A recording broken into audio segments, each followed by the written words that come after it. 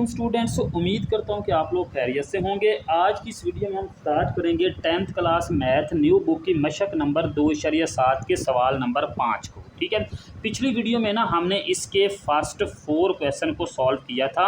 अगर आप लोगों ने वो वीडियो नहीं देखी, सबसे पहले इन 4 क्वेश्चन को देखें, उसके बाद जो है ना वो क्वेश्चन नंबर 5 और 6 को देखें तो आप लोगों को ये ज़्यादा अच्छी तरह से समझ आएंगे। जी, तो क्वेश्चन नंबर 5 की स्टेटमेंट सुन लें कि एक गेंद को 40 मीटर पर सेकंड की इब्तदाई वेलोसिटी के साथ ऊपर फेंका गया है। ऐसे करें ना, हम एक गेंद को ऐसे ऊपर की तरफ थ्रो करें। ठीक है, गेंद की सतह ज़मीन से ज़्यादा बुलंदी मालूम करें।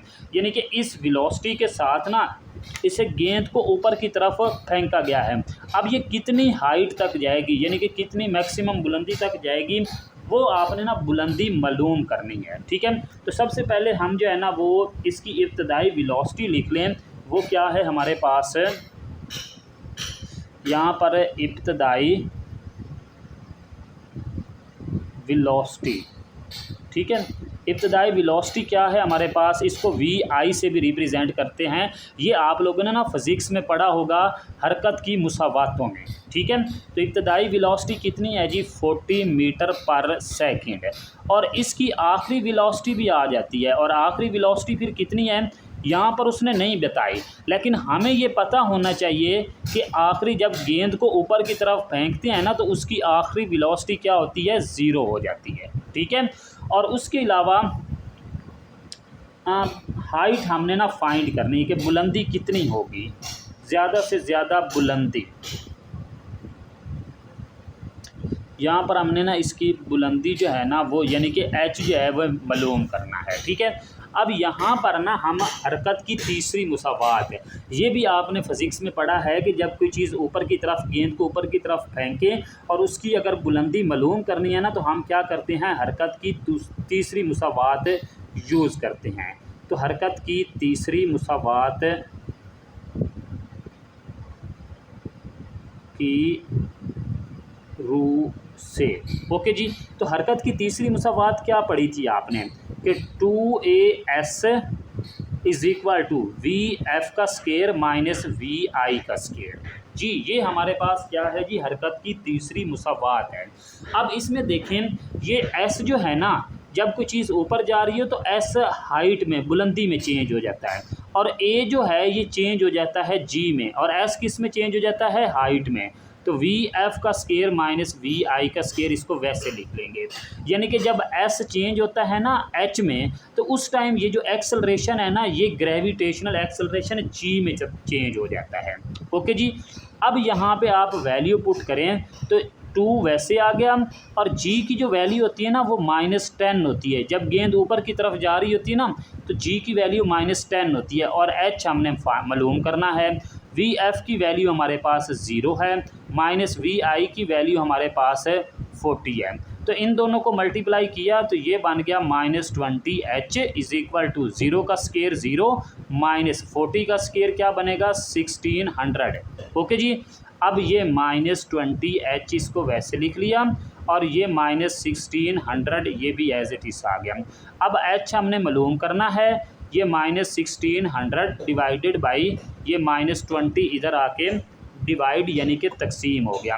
अब आप इसको तकसीम कर दें, तकसीम करेंगे तो आंसर क्या आ जाएगा, 800, और ये हाइट किस में आएगी, मीटर में आएगी। ओके जी, यानी कि ये ज़्यादा से ज़्यादा अगर हम इसको 40 मीटर की वेलोसिटी से फेंकें तो ये बुलंदी कितनी तक जाएगी, 800 मीटर तक जाएगी। ओके जी,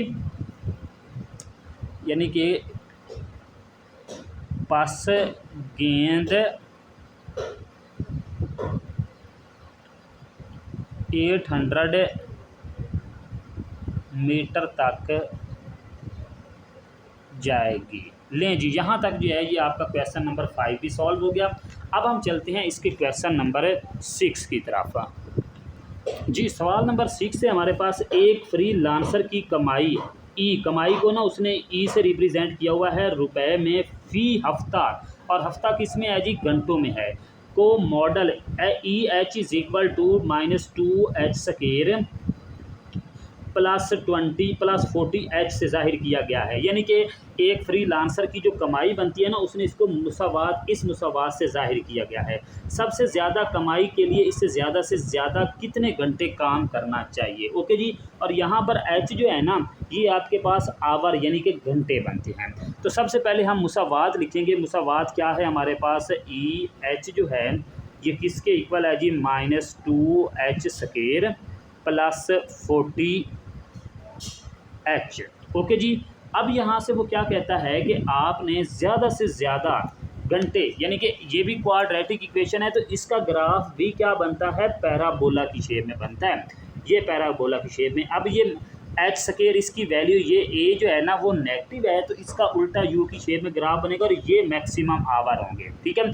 तो यानी कि यहाँ पर भी हमें क्या है, वही फार्मूला लगाना पड़ेगा। अगर आपने इसकी मैक्सिमम आवर या कोई भी मैक्सिमम वैल्यू फाइंड करनी है, तो ये फार्मूला लगाते हैं -b/2a का। ठीक है। तो इसके लिए आपके पास क्या है, a की वैल्यू होनी चाहिए, b की वैल्यू यहाँ से निकाल लें और c की वैल्यू चाहिए नहीं, लेकिन यहाँ से निकाल लें। तो h² का कॉफिशेंट a के इक्वल, h के साथ जो वैल्यू है वो b के इक्वल, और c यहाँ पर 0 यानी कि एंड पे कांस्टेंट वैल्यू नहीं है। ठीक है। अब आप ये फार्मूला लगा लें और यहाँ पर ये h में मुसावात है ना, तो हमारे पास यहाँ पर h इक्वल आएगा -b/2a। तो h इक्वल टू -b की वैल्यू क्या आ गई 40 और 2 × a की वैल्यू क्या आ गई -2। तो ये h is equal to -40 divided by -4। तो इसको आप -40 पे -4 को डिवाइड करें तो हमारे पास टाइम क्या आ गया जी, 10 आवर्स आ गए। ठीक है। बस इसे ज़्यादा से ज़्यादा 10 घंटे काम करना होगा। ठीक है। यहाँ तक लें जी, हमारे पास ये एक्सरसाइज कंप्लीट हो गई।